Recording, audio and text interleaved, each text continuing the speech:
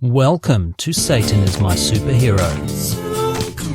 Whoa, stop! There's a trigger warning. What is it a trigger warning for? Everything. It's a trigger warning for all the things. On with the show. In this episode, we will look at one of English literature's greatest names, the romantic poet, Lord Byron. I'm the king of wrong, I'm the king of wrong. I'll be the hammer, you be the gong. I'm going straight to hell, why don't you tag along? We'll show Satan who's the new king of wrong. Check it out, Beelzebub, you better scooch up on that chair. There's a new sheriff in town. Me, the king of wrong. The king of wrong is leaving the building. You know the name, the king of wrong. He's so wrong. It is claimed outside of the UK he's the second most read British author behind Shakespeare. Get ye behind thee, Byron. Actually, you know what? You just stay right where I can see you. We first mentioned Byron in our episode Science Fiction Satan. Gratuitous back catalogue plug. where we quoted contemporary and rival to Byron, Robert Southey, who dubbed Byron and his good friend Percy Shelley as the Satanic School. Southey claimed their work was characterised by a satanic spirit of pride and audacious impiety. Satan. Adding to Southey's glowing endorsement, there is of course the more famous quote about Byron from Lady Caroline Lamb. Mad, bad, and dangerous to know. Then there's his work, poems and plays about the apocalypse, angels of death, vampires, defying the gods, a tribute to Dante's Inferno, Lucifer and St Peter, litigating over a king of England at the very gates of heaven, an ode to Napoleon, likening him to our favourite disruptor, the witch of Endor from 1 Samuel, the devil's drive, or the story of Cain told from the point of view of the murderous Cain. He wrote totally metal poetry, dude. Satan. After all of that, how could I resist doing an episode about this man? I know you love the bad boys, but trust me, this one's not for you. Now, before we talk directly about Byron himself, it's important we give you a bit of a family history. Time for a brief background. Byron's family history reads like rejected plot lines from a Mexican soap opera. It's sex, murder and mayhem on every page. The only plot line missing is an alien abduction. There's something in that family that's not right. They are Also, through those family connections and everyone he met during his short life, there is barely a person or event in the last 300 years of British history that Byron isn't at least tangentially connected to. He's like Forrest Gump, but with syphilis. My mama always said... Seriously? Forrest Gump? You got to compare Joel Osteen to Alexander the Great. I can compare Forrest Gump to this piece of poo. Well, good luck with that. Life is like a box of chocolates. The Byron family first arrived on the beaches of Old Blighty in 1066 with one William the Conqueror. Please allow me to introduce myself. I'm a Byron, and I'm here to have sex with everyone. Everyone. The Byron family then spent the next 750 years acquiring large quantities of land and wealth. Please allow me to introduce myself. I'm a Byron, and I'm here to take everything. Everything. Byron's grandfather, John Foulweather Jack Byron, had been a very famous vice-admiral whose lifetime of heroic adventures included shipwrecks, maroonings, 2 wars, and setting a speed record for circumnavigating the globe. And that was just a Tuesday. Foulweather Jack was also a famous pantsman. And Byron the poet happily acknowledged his granddaddy's exploits with the finest women of Europe as the inspiration for his character, Don Juan. One day I'll kind of be played by Johnny Depp, and there will be a window of time where that is considered a good thing. And then Amber Heard will shit in his bed, and now, well, I just don't know. Byron's dad, John Captain Mad Jack Byron, was a chip off the old block, but more mad. It is believed he had an incestuous affair with his sister. His letters to her got very saucy. Dear sister, please allow me to introduce myself. I'm a Byron, and you're a Byron. And we all know what that means. Mad Jack's first wife, the Marchioness of Carmarthen, was married when they met, but they began an affair anyway. Oh, Mad Jack, are we doing the right thing? Please allow me to introduce myself. I'm a Byron, so I don't actually understand the question. The Marchioness had 3 children with Mad Jack, including the daughter Augusta Lee. She pops up in the sister episode to this episode, The Women Byron Screwed. Awkward. Sadly, the Marchioness of Carmarthen made like a Byron and died young.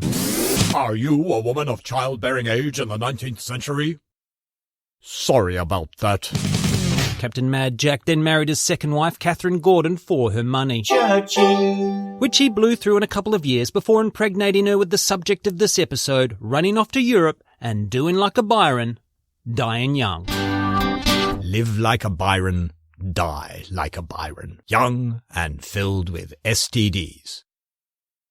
All the STDs. Catherine was now penniless and all alone, except for a couple of servants, to raise little George Gordon Byron. Just 2 servants?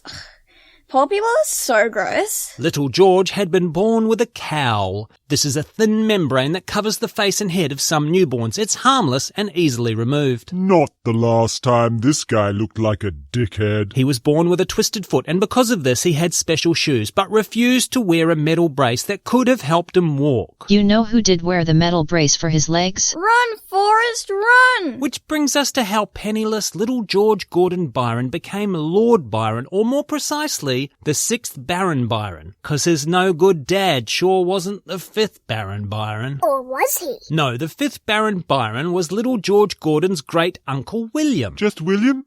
Oh, he sounds totally normal. William was known as the Wicked Lord or the Devil Byron. There it is. William ran his neighbour through with a sword in a dark and dingy tavern. At his trial, the Devil Byron claimed it had been a legitimate duel between friends. The Wicked Lord pulled his membership to the 1% Club card and got convicted of manslaughter and let off with a fine. Well, Your Honour, we were having a perfectly normal and civilized disagreement about game hunting, when out of the blue my cousin and neighbour William Charworth said something about the king. So I was compelled, nay, forced by our Lord who art in heaven himself, to run the despicable man through with my sword. You get him, Baron. My only regret is that blighter dying prevented me from doing it again. You're the best 5th Baron Byron, who I've never met before. You've done this nation a great service, Baron Byron. I don't know how we can possibly thank you. I'm totally not being paid to be here. Don't mention it. The pleasure was all mine. After the sensational trial, rumours began spreading about William the Devil Byron murdering other people, worshipping Satan and harbouring a swarm of crickets. You heard correctly. A swarm of crickets. I'm training them to have affairs with all the wealthy women of Europe. When little George Gordon was only 10 years old, William the Wicked Lord up and died. Oh no, my crickets have got loose. No, don't have sex with me. No, not me. Oh, the humanity. Being 75 years of age at the time of death, the Devil Byron may be the oldest Byron male on record. They tend to die in their 30s. Foreshadowing. So this means the Wicked Lord had outlived his own son, his own grandson, his brothers, and all of his nephews. Hey, little George, guess who's a motherfucking lord? The title came with debt rather than any money, but there was substantial property which could be leveraged for credit. So Catherine and little George are still penniless, but that's not the same as being poor. I don't need money. I'm wealthy. Now officially Lord Byron, he went off to school at the very prestigious Harrow. And despite the fact that he had a twisted foot and was a terrible athlete, Byron ended up representing Harrow in the very first Harrow versus Eton cricket match. Just like when Forrest Gump played football. He must be the stupidest son of a bitch alive, but he sure is fast. This famous annual cricket match is still played at the world's most hallowed cricket ground, Lord's. Excuse me, are all these legitimate phrases used in the game of cricket? Ball tampering, bottom hand, bowled around the legs, chest on, daddy 100, donkey drop, finger spin, follow through, glovesmanship, golden pair, good length, knuckleball, meat of the bat, middle of the bat, milking. Oh, good Lord, give me a moment while I regather myself.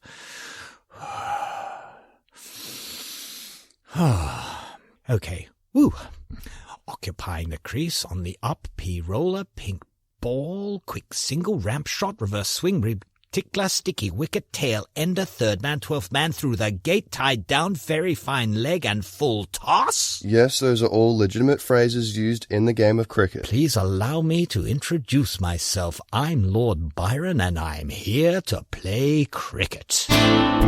Also, while at Harrow, Byron wrote of his passionate relationships with other boys at the school. It does appear these were probably sexual relationships. I'm housing 300 teenage boys together overnight. Should I be concerned about any sex stuff taking place? Nah, as long as they all have played cricket, no one will ever want to have sex with any of them. In 1805, Byron entered Trinity College at Cambridge. He wrote of Cambridge. It is the devil, or at least his principal residence. They call it the university, but any other appellation would have suited it better, for study is the last pursuit of the society. It is true, study was low on his list of priorities at Cambridge. Here is where his reputation for gambling, drunken debauchery, tomfoolery and shenanigans really got to stretch its legs. For example, the school had a rule that said you could not keep a dog, but said nothing about bears. Is that a bear? Yes, that's Rover. Oh my God, what is he doing? Just go with it.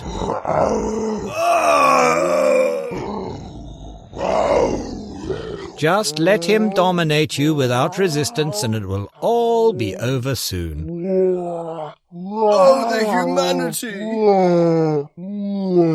There's a good boy. While still at Cambridge, Byron published his first book of poetry, which he then recalled and destroyed because it was too raunchy. He described naked ankles. When he did actually publish a book of poems that was sold to the public, it received negative criticisms. So Byron wrote a satire about critics. His satire was so cutting that allegedly a critic challenged him to a duel. I demand satisfaction. Ooh, I love satisfaction. What did you have in mind? Pistols at dawn. Oh, you can point your pistol at me any time. Forget about it. I don't want to duel you now. You've made it weird. In 1809, Byron took off to Europe on his gap year with nothing but the wind in his hair and his manservant William Fletcher. Just one manservant? Ugh, poor people are so gross. While in Greece, Byron wrote letters detailing sexual relationships with at least 5 different minors and swimming in the Hellespont. We have to write a sketch about the Hellespont. Oh God, boring. What else is in the script we can use? While in Greece, Byron wrote letters detailing sexual relationships with 5 different... So the Hellespont, they call it the Dardanelles nowadays. What's up with that? Believe it or not, but Byron was the first person to ever swim across the Dardanelles. There is a famous story of someone doing it in ancient times, but that is thought to be myth. It gets worse. It always gets worse with Byron. According to Swimming World magazine and others... Most aquatic historians point to this date and Byron's feat as the birth of modern open water swimming. It's just like when Forrest invented jogging, but with a sex offender. I'm pretty tired. I think I'll go home now. In 1812, Byron published the long narrative semi-autobiographical poem about his European gap year, Childe Harold's Pilgrimage. Hi George, it's your publisher here, loving the early draft of the poem. just a quick note, focus groups have had an adverse reaction to the child molestation stuff. Childe Harold's pilgrimage was an instant hit, and in Byron's own words, I awoke one morning and found myself famous. Over the next couple of years, Byron had lots of affairs, got married, had lots of affairs, fathered a daughter with his wife, had lots of affairs, fathered a child with a teenager, had lots of affairs, fathered a child with his half-sister, had lots of affairs, fled the country never to return, been blackmailed by his wife. If you want to find out about Byron's many affairs, who he marries, which teenager he fathers a child with, how hot his half-sister Wait, what? Oh yeah, just skip that part. Okay, all these stories and more can be found in this episode's superior sister episode, Women Byron Screwed, over on Patreon. Visit SatanIsMySuperhero.com and follow the links to support the show. When you had me rate those old portraits last week, was one of them Byron's sister? So the teenager that Byron fathered a child with was the half-sister of none other than Mary Shelley. Claire. I know there were less people back then, but is there anyone in the story who isn't someone's half-sister? So it is through Claire that Mary and her husband Percy Shelley met Byron. This is how they all ended up spending a weekend together in Switzerland, and Frankenstein, or the modern Prometheus, came into being. It's just like when Forrest taught Elvis to dance. Oh, see, man, show me that crazy little walk you did there. Slow it down, son. It gets worse. It always gets worse with Byron. So famously, Byron challenged everyone to telling a scary story. Mary Shelley came up with Frankenstein, and Byron told a folk story he'd heard in Greece about a vampire. This is going to be tough to tie back to Forrest. Now, it just so happened that Byron's personal physician, John Polydore, was there on this night. Yes, that's right. Heavily in debt Byron was travelling Europe with his own personal physician. Well, people are always telling me I'm sick. Polydore then wrote a novel based on Byron's folktale and tweaked the character of the vampire to be a devishly handsome and charming aristocrat. Ooh, I wonder who it could be. This novel, The Vampire, gets read by a young Bram Stoker, and the modern interpretation of Dracula, the archetypal vampire, is based on Byron. Remember when that guy with the yellow t-shirts gives one to Forrest to wipe his face? That's Polydore. Have a nice day. In your face, haters. I always knew I could do it. So ostensibly, Byron has had his hand in the creation of Frankenstein's monster and Dracula. But just two of the greatest characters of all time isn't enough for Byron. I will create all the characters. No, he also created the Byronic hero. This archetype draws heavily from Milton's Satan, a dark and brooding, complicated character with a traumatic past filled with guilt. Remember the shit happens, bumper sticker guy?